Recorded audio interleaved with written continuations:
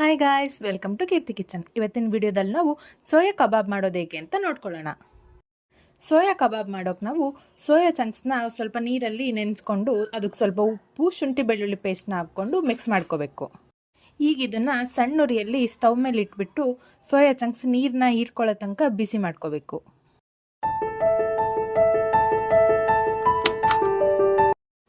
ಬಿಸಿ ಇರೋ ಸೋಯಾ ಚಂಕ್ಸ್ನ ಸಪ್ರೇಟಾಗಿ ತಕ್ಕೊಂಡು ಅದಕ್ಕೆ ಸ್ವಲ್ಪ ತಣ್ಣೀರು ಹಾಕ್ಕೊಂಡು ಸ್ವಲ್ಪ ತಣ್ಣಗಾಗೋ ತನಕ ಬಿಡಿ.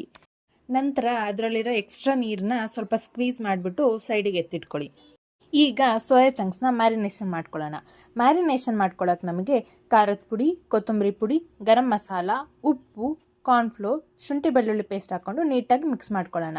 ನಂತರ ಅದಕ್ಕೆ ಸ್ವಲ್ಪ ನೀರು ಹಾಕ್ಕೊಂಡು ನೀಟಾಗಿ ಕಲಿಸ್ಕೊಳ್ಳೋಣ. ಈಗ ಇದಕ್ಕೆ ಸೋಯಾ ಚಂಕ್ಸ್ನ ಹಾಕ್ಕೊಂಡು ನೀಟಾಗಿ ಮಿಕ್ಸ್ ಮಾಡಿಕೊಂಡು ಅರ್ಧ ಗಂಟೆ ತನಕ ರೆಸ್ಟಿಗೆ ಬಿಡೋಣ. ಅರ್ಧ ಗಂಟೆ ಆದಮೇಲೆ ಇದನ್ನು ಕಾದಿರೋ ಎಣ್ಣೆಯಲ್ಲಿ ಡೀಪ್ ಫ್ರೈ ಮಾಡಿಕೊಂಡು ಅದ್ರ ಮೇಲೆ ಸ್ವಲ್ಪ ನಿಂಬೆಹಣ್ಣು ಹಾಕ್ಕೊಂಡ್ರೆ ನಮ್ಮ ಬಿಸಿ ಬಿಸಿಯಾದ ರುಚಿಯಾದ ಸೋಯಾ ಕಬಾಬ್ ರೆಡಿ.